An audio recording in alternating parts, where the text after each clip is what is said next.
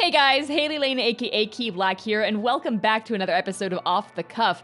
Another episode featuring G Gundam's excellent episodes. Today I want to talk about episode 5, which is the introductory episode for Argo Golski, the representative of Neo Russia in G Gundam's Gundam Fight. And Argo, I knew Argo existed. I kind of went into this episode being like, okay, so this is the episode with that guy called Argo Golski, but I don't think I appreciated him nearly as much as I do now after having seen the series and rewatching it, so this is gonna be fun. So, Argo Golski. So, episode 5 of G Gundam opens up kind of in the, not too dissimilar a vein as the first episode. It's more like setting the stage with a bit of narration and kind of, tone setting before we see what the characters are up to. It opens up on this frigid, snow-covered Russian town. Welcome to Neo Russia, right? It's like, okay, completely frozen over. And we see Lain is, like many episodes before, looking for wherever Domon's gone off to, and she's learning some stories about what apparently happens to Gundam fighters who come to this town and then totally vanish without a trace. Smash cut to where Domon is. Domon is running away from a prison. So it's like, oh, is that where the Gundam fighters go? Turns out, yes, as Domon is escaping, so come to find out a little bit later in the episode, I'm gonna jump ahead for a second here. We learn in this episode that what Neo Russia's strategy is throughout many of these Gundam fights is to lure other Gundam fighters to this location and then just disappear them. They put them in jail, they destroy their Gundams right in front of them and basically throw the people into a gulag, and they never see the light of day again. They just vanish. Domon appears to be the latest in that string, and he's managed to escape after the interrogation briefly because they're onto him, like they know he's a Gundam fighter.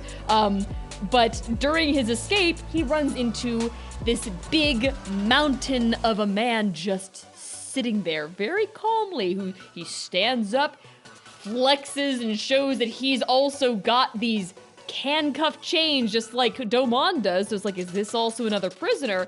Domon kind of senses, okay, this guy's gonna get in my way, isn't he? Get the hell out of my way, and he tries to land a couple of punches on this guy. He does, but the guy doesn't move, and he just raises his fists and brings them crashing down on Domon's head. This is Argo Golski, who turns out to be the representative fighter for Neo Russia. He's a prisoner, and as we learn in this episode, he actually was a space pirate, which is Imagawa.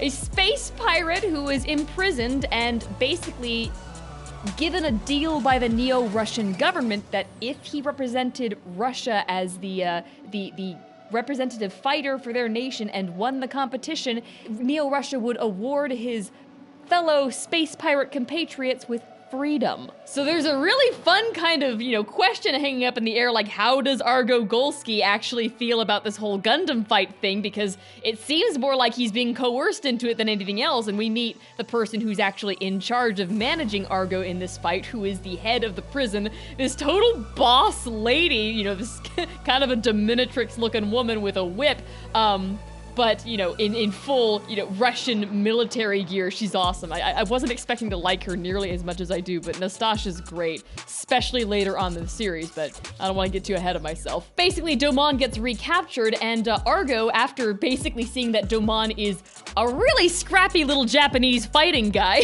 because Domon flings himself at Argo on first sight again when he sees him again. He's like, it's that guy again! Yeah! Jumps over the lunch table and tries to beat him up. It's great.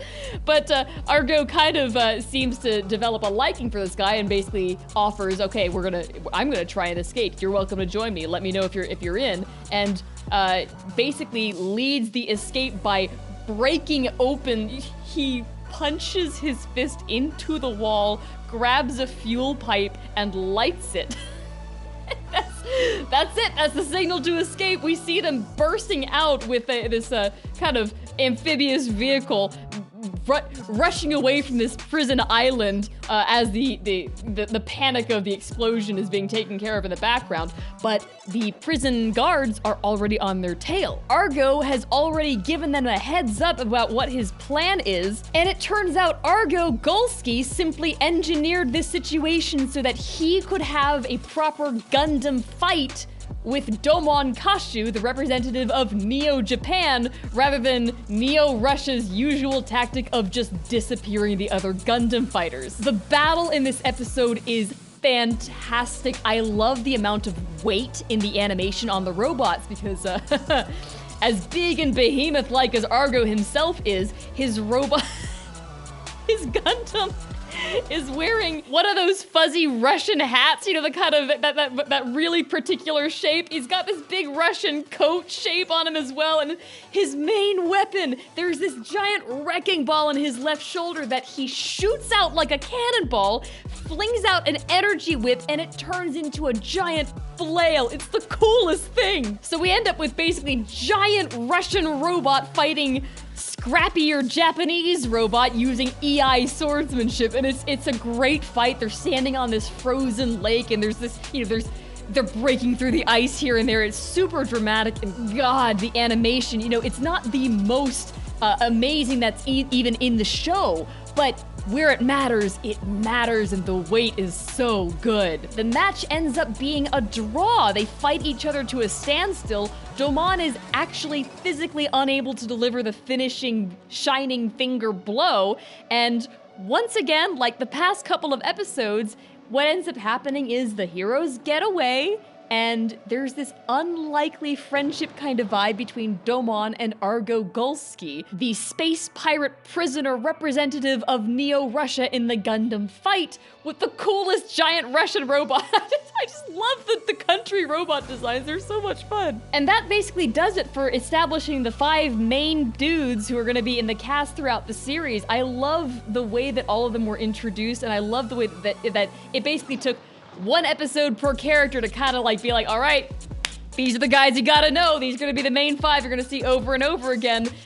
And then episode 6 is the next one, and that's where the plot drops. So, guys, I'm gonna pause here and save that for the next episode. Thanks so much for listening and for watching. I will see you in the next Off the Cuff. Thanks again.